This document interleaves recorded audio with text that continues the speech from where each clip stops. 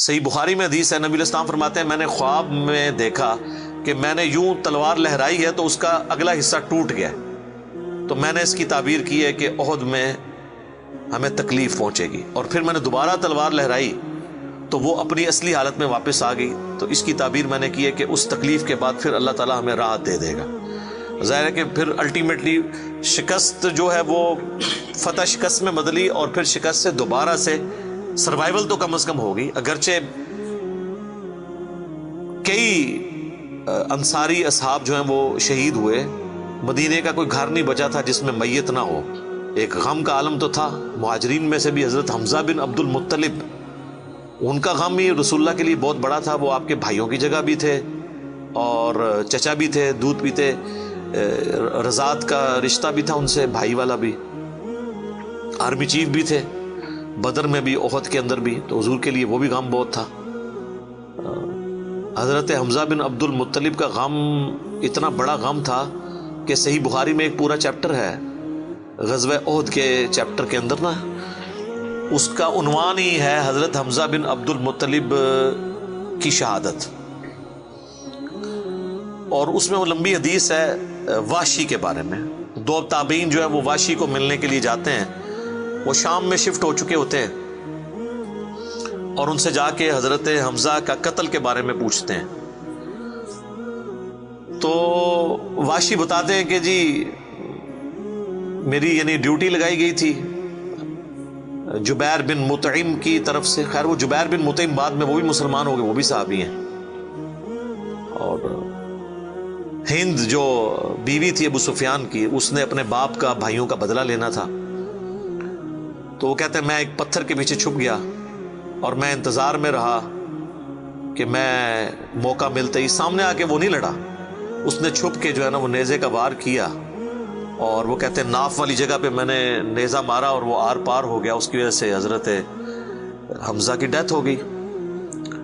اور پھر کہتے ہیں میں جب مسلمانوں کو اللہ نے غلبہ دیا تو میں مکہ بھی چھوڑ کے، یعنی فتح مکہ کے بعد طائف چلا گیا،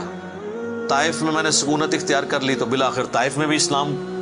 پہنچ گیا، وہاں کے قبائل نے بھی اسلام قبول کر لیا، چاروں ناچار میرے پاس کوئی حل نہیں تھا، تو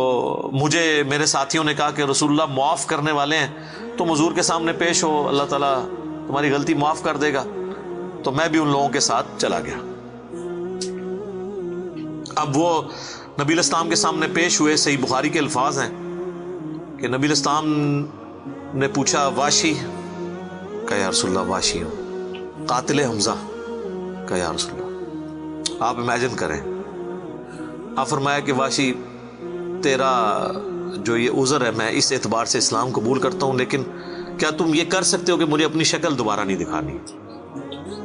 اچھا یہ حضور کا ہی حوصلہ تھا، ادروائز تو اس کا گاٹا اترنا چاہیے تھا، ٹھیک ہے، کیونکہ اب جب کہ غلبہ اسلام کا ہو گیا اس کے بعد اسلام قبول کرنا، لیکن حضور کی شفقت تھی۔ لوگ اگلے جملے کو تو دیکھتے ہیں کہ حضور نے کہا مجھے شکل نہیں دکھانی، اور وہ یعنی سمجھتے ہیں کہ شاید حضور نے سختی کی ہے یا ایک فنیٹک اپروچ ہے، ایسا نہیں ہے۔ آپ دیکھیں کسی کی جان بخشی ہو گئی ہے، یہ چھوٹی بات ہے۔ تو اس پہ میں اکثر جملہ بولا کرتا ہوں کہ چچا سے زیادہ انسان کو اپنی اولاد سے محبت ہوتی ہے۔ قاتلین حسین جو ہیں، قاتلین حسن ہیں، ان کے ساتھ قیامت کے دن رسول اللہ کا کیا ایٹیچیوڈ ہوگا ایز کمپیئر ٹو قاتلین حمزہ ابن عبد المطلب۔ کوئی شخص دنیا میں کہہ سکتا ہے کہ جی مجھے اپنے چچا سے اپنی اولاد سے بھی بڑھ کے محبت ہے، تو اس کا تو ذہنی توازن بگڑا ہو تو لادہ بات ہے، یہ جھوٹ بول رہا ہوگا۔ تو یہ کربلا جو ہے یہ کوئی چھوٹی چیز نہیں میرے بھائیوں، اور اس سے یہ بھی پتہ چلا کہ غم کبھی بھی ہلکا نہیں ہوتا۔ فتح مکہ کے بھی بعد کی یہ بات ہے، یعنی حضرت حمزہ کی شہادت کو کم از کم 5 سال تو گزر چکے تھے۔ 3 ہجری میں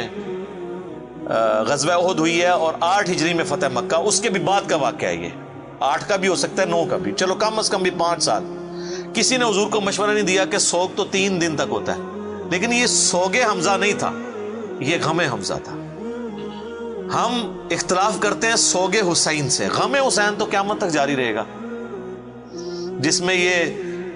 پیٹنے والا ماتم والا معاملہ نہ ہو، بلکہ حسین علیہ السلام کی اس دعوت کو یاد کیا جائے۔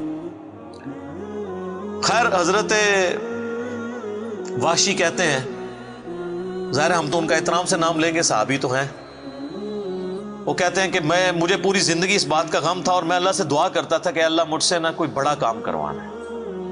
تو بخاری کے الفاظ ہیں، وہ کہتے ہیں جب مسیلمہ کذاب نے دعوی نبوت کیا تو میں نے اللہ سے دعا مانگی کہ اللہ میں نے اسلام کے سب سے بہترین شخص کو قتل کیا تھا، یعنی حمزہ کو،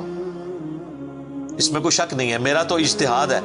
اگر حضور کی وفات کے وقت حضرت حمزہ زندہ ہوتے نا تو پہلا خلیفہ حضرت حمزہ نے بننا تھا، کیونکہ خلفائے راشدین جب موجود تھے،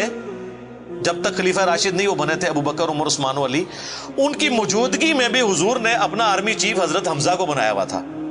بدر میں حضرت ابو بکر، عمر، عثمان و علی میں سے تو کوئی نہیں تھا حضور کی طرف سے آرمی چیف، یا حضور ظاہر ہے حضور علیہ السلام کو تو میدان جنگ میں وہ نہیں آنے دیتے تھے، خیمہ پیچھے لگاتے تھے۔ احد میں تو چونکہ کافر آپ کے خیمے تک پہنچ گئے نا، اس لیے پھر آپ کو فرنٹ سے لیڈ کرنا پڑا، ادروائز بدر و احد میں آپ خود آگے جا کے نہیں لڑے۔ اور حنین کے موقع پر بھی 12,000 کا لشکر تھا اور صرف 80 بندے رہ گئے تھے، صحیح بخاری میں آتا ہے 12,000 میں سے، اور حضور اکیلے آگے جا رہے ہیں۔ اور پھر آپ کی دلیری کی وجہ سے آپ نے، بخاری کے الفاظ ہیں، آپ نے زمین سے یوں مٹھی بھری مٹی کی اور یوں کافروں کی طرف بھیجی، اور قرآن میں اس کا ذکر ہے وَمَا رَمَيْتَ إِذْ رَمَيْتَ وَلَكِنَّ اللَّهَ رَمَىٰ، اے نبی جب تم نے وہ کنکریاں پھینکی تھی وہ تم نے تو نہیں پھینکی تھی، وہ تو اللہ نے پھینکی تھی، بس وہ مبارک ہاتھوں کی برکت تھی۔ جب آپ نے یوں مٹی پھینکی تو سامنے جو قبیلہ حوازن کے لوگ جن کے تیروں کا مقابلہ کوئی نہیں کر سکتا تھا، ہر ایک کی آنکھ تک وہ کنکر پہنچا، وہ اندھے ہو گئے، اور حضور فرنٹ سے لیڈ کرتے ہوئے انا النبی لا کذب، میں نبی ہوں اس میں کوئی شک نہیں، میں عبد المطلب کا بیٹا ہوں اس میں کوئی شک نہیں، یہ آپ علیہ السلام یہ اشعار پڑھتے ہوئے آگے گئے۔ تو نبی صلی اللہ علیہ وآلہ وسلم کے لیے حمزہ ابن عبد المطلب کی بڑی اہمیت تھی۔ تو اب واشی کہتا ہے جب مسیلمہ کذاب نے دعوی نبوت کیا تو میں نے اللہ سے دعا مانگی۔ دیکھیں اللہ تعالیٰ سب کی دعائیں سننے والا ہے، اور میں نے کہا یا اللہ مجھے موقع دے، میں اسلام کے بہترین شخص کو میں نے قتل کیا ہے تو میں اسلام کے بدترین دشمن کو بھی میں ہی قتل کروں۔ دیکھیں اسلام کا بدترین دشمن وہی ہو سکتا ہے نا جس نے دعوی نبوت کیا ہو اور مسلمانوں کی جمعیت توڑ دی ہو اس وقت میں جب حضور کی ڈیتھ ہو چکی ہے، لیڈر جا چکا ہے، اور پیچھے مینجمنٹ کو کمزور کرنے والی بات ہے ہزاروں لوگوں کا مرتد ہو جانا۔ تو وہ کہتے ہیں کہ میں جب جنگ یمامہ کے لیے ندا کی گئی تو میں بھی اس لشکر میں شامل ہوا، اور میں نے اپنے وہی نیزہ جس سے حضرت حمزہ کو مارا تھا، سر عمر سیریز میں انہوں نے یہ سین فلمائے ہیں، وہ نکالا اور اللہ سے مانگا، اور کہتے ہیں میں نے دیکھا کہ وہ گھنگریالے بالوں والا جو ہے وہ اونٹ کی رنگت کا اس کا جسم وہ دیوار کے ساتھ ٹیک لگائے ہوئے کھڑا ہے۔ تو میں نے پوچھا کہ وہ مسیلمہ کذاب کون سا ہے، تو انہوں نے بتایا یہ ہے۔ انہوں نے دور سے اس کو مارا، ان کا نشانہ تو بڑا زبردست تھا، تو وہ مارا گیا اور گر پڑا زمین کے اوپر اس نیزے کے وار سے۔ پھر ایک انصاری صحابی نے آگے بڑھ کے اس کی گردن کاٹ دی۔ تو پھر وہ کہتے تھے کہ مجھے اللہ سے امید ہے کہ اللہ تعالیٰ اس نیکی کی برکت سے میری وہ غلطی معاف کر دے گا۔ ٹھیک ہے، ویسے تو اسلام لانا ہی غلطی معاف کر دیتا ہے، صحیح مسلم میں حدیث ہے کہ ایمان لانا پچھلے کے گناہوں کو معاف کر دیتا ہے، لیکن سر کچھ گناہ بہت بڑے لیول کے ہوتے ہیں، اس کے لیے بہت بڑے لیول کی نیکی چاہیے ہوتی ہے اس کی کمپنسیشن کے لیے، چونکہ حضور بھی تو اس اعتبار سے تو حضرت واشی حضور کے سامنے نہیں آتے تھے نا۔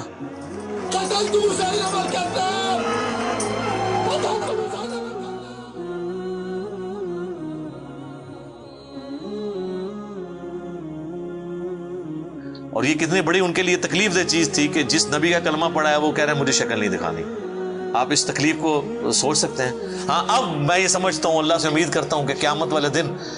حضرت واشی حضور کے سامنے اس اعتبار سے پیش ہو سکتے ہیں کہ مجھ سے یہ غلطی ہوئی تو یا رسول اللہ دیکھیں آپ کے سب سے بڑے دشمن کو بھی میں نہیں قتل کیا، تو یہ بہت بڑی سعادت ان کو ملی۔ رضی اللہ عنہم اجمعین وعلیہم السلام۔ صلاۃ بر محمد وآل محمد، اللہم صلی علی محمد وعلی آل محمد واصحابہ اجمعین الی یوم الدین۔